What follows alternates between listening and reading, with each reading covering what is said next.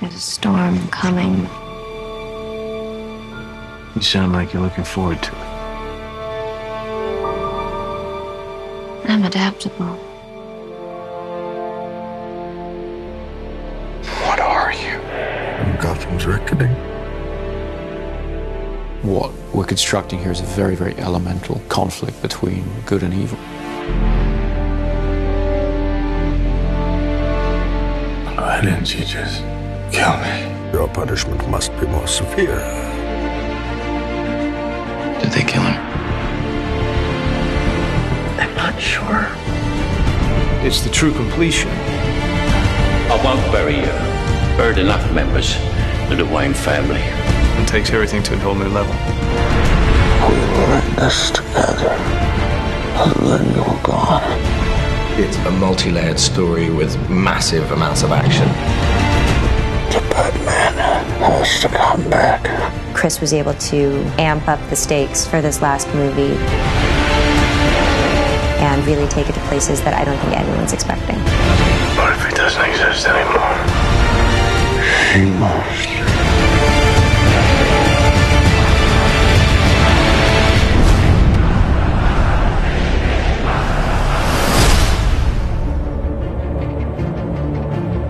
At the beginning of The Dark Knight Rises, we find a Bruce Wayne who's been damaged by his experiences as Batman. You are as precious to me as you were to your own mother and father. I swore to them that I would protect you, and I haven't. How much longer can he allow this pain to control what he does with his life? Alfred feels that it's his duty to help him find a way to put it behind him. You're not Batman anymore. It's about 8 years that Batman has been missing. And we've gotten to see what Gotham has become. Everything seems fine on the surface, but it's all built on this lie. I am the main sort of facilitator of that. It's a secret, I think, that's eaten away at him. So The Dark Knight Rises is about how that affects Gotham and how things begin to get worse once again. And now it's Bruce having to deal with a new threat to the city and to himself. The choice has to be made. Is Batman going to return? It's the true test of a hero. Confronted with their darkest fears, being taken all the way to the edge. How do they come back? Do you think he's coming back? I don't know. In The Dark Knight Rises, we have an incredible ensemble that we've put together. I remember seeing Christian in the makeup chair. There was a 3-year-old in me that was like, that's Batman. It never stops giving me goosebumps. Standing in the suit, where you walk down the steps and everyone just stops. I really wanted to see Batman meet his match. There's a new kid in town. This is the first time that Batman has come across anybody who is superior physically. Mr. Wayne. Wayne's not ready to be reasoned with. When Gotham is ashes, you have my permission to die. Some people want to watch the world burn, but Wayne's come to pull the pin on the grenade. Tom Hardy is an extraordinary actor. What Tom is able to do just with his expressions in his eyes, it's terrifying. Through the course of The Dark Knight Rises, we'll uncover more about what drives Bane, where he comes from, what he wants. Let the games begin! And none of it's good news. You've made some mistakes, Miss Kyle. Girls gotta eat. Selina Kyle has her own code of ethics, which sometimes involves doing things that other people might consider questionable. We have to have a way of grounding the character, realizing that Catwoman could just be this calm woman, this grifter, this classic movie femme fatale, really. It's a brazen costume for a cat burglar. Yeah? Who are you pretending to be? I think Anne understood right from the first that she was going to have to do almost everything in the film herself. She has to be that character. She took it on in the most extraordinary way. The most important thing is to fit into Chris's Gotham City.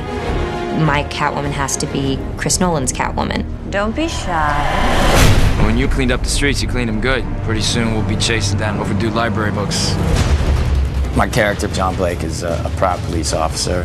And in the midst of, I think, a lot of cynicism, he remains really idealistic and someone who really believes in what he does.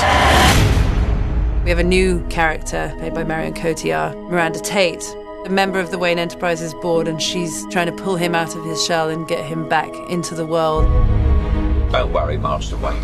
Takes a little time to get back into swing of things. Alfred, as played by Michael Caine, has always been the emotional heart of these movies. You know what Alfred is? He is us in this incredible world. He's not tough like all the others. These conversations used to end with an unusual request. I retire. I would say Lucius is the brains. Yes, Mr. Wayne, it does come in black. But he also has grown to have a great fondness for Bruce. Lucius and Alfred. Between the two of them, we try to keep his moral compass pointed in the right direction. And Commissioner Gordon, to some extent, has been left on his own running the police in Gotham. Jim Gordon really is the conscience of Batman, isn't he? What's great with Batman's allies is that they really bring interesting questions that Bruce has to answer in his life.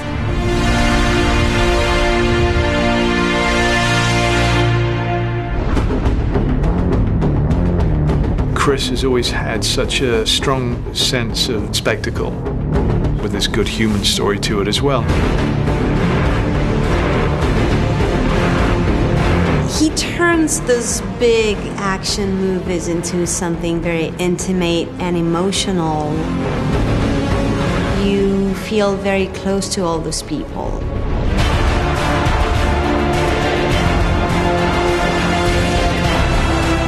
Every movie that Chris has made on the Dark Knight trilogy, he's been able to keep to great filmmaking in terms of the great characters and the great character arcs. He creates whole worlds that you really can get lost in.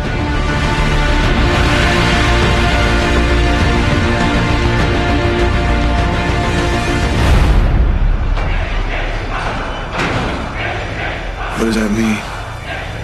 Rise.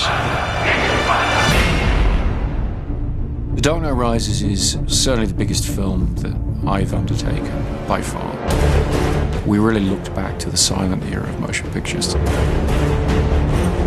when the image was paramount, when all you had was the scope and scale of a location, thousands of extras, that kind of thing.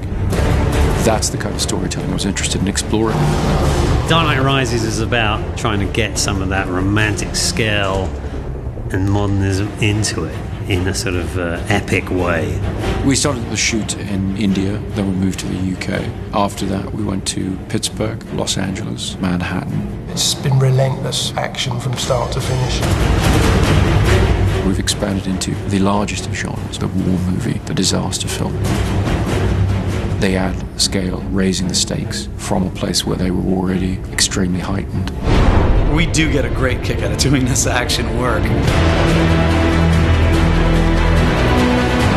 To be in Inverness, Scotland, flying with a fuselage in an aircraft and 4 stuntmen hanging off an airplane. With Chris Nolan, as much as we can physically do inside of that lens is where he would like to go. We had them on the outside of the aircraft, shooting through the windows, and it was a big thing to come together. It has this wow factor. We're back at Carlington, which is this large hangar. You okay? Yep. A lot of the film takes place underground, so we've built a Gotham sewer system and we're pumping an enormous amount of water around it. We wanted to fulfill the promise of Batman Begins, which is that Wayne Manor will be rebuilt exactly as it was, but that the Batcave will be expanded and brought forward technologically. My mother warned me about getting into cars with strange men. This isn't a car. One of the biggest creations was the new flying vehicle, the Bat. It's a big insect. It's nearly 30 foot long and 17 foot wide. It needs to travel very fast up roads. It needs to climb up over buildings. Chris Corbould and Chris's designs are just phenomenal. It's a wonderful new gadget. We have a big stadium that we have to blow up. The Pittsburgh Steelers have kindly allowed us their stadium. We had almost 11,000 people turn up for one day's shooting to play fans of the Gotham Rogues. The biggest challenge is just the sheer scale of the operation that's going on. You know, we've got thousands of people in the stands, we've got multiple cameras, IMAX cameras. This is probably going to be one of the biggest, most demanding visual effects sequences in the film.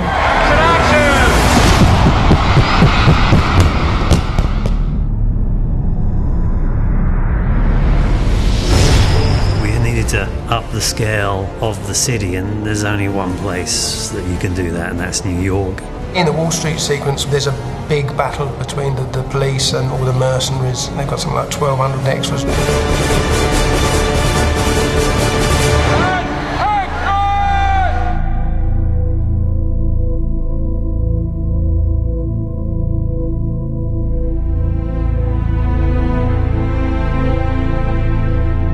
Chris really did want to shoot everything as real as possible, so there's no visual effects enhancing the amount of people that are in that scene.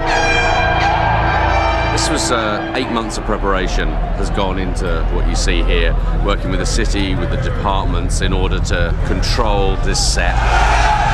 Seeing that many bodies in the middle of Wall Street fighting each other, even if it was controlled chaos, it's still kind of like, wow.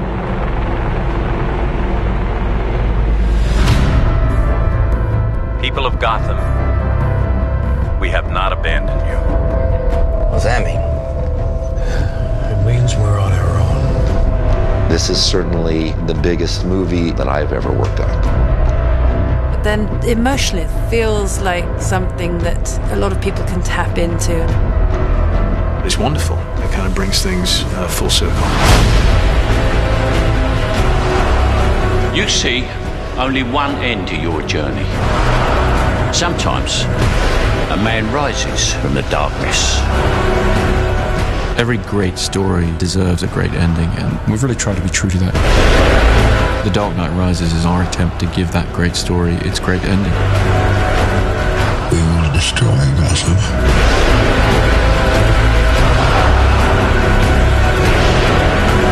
What now? War. You don't owe these people anymore. You've given them everything.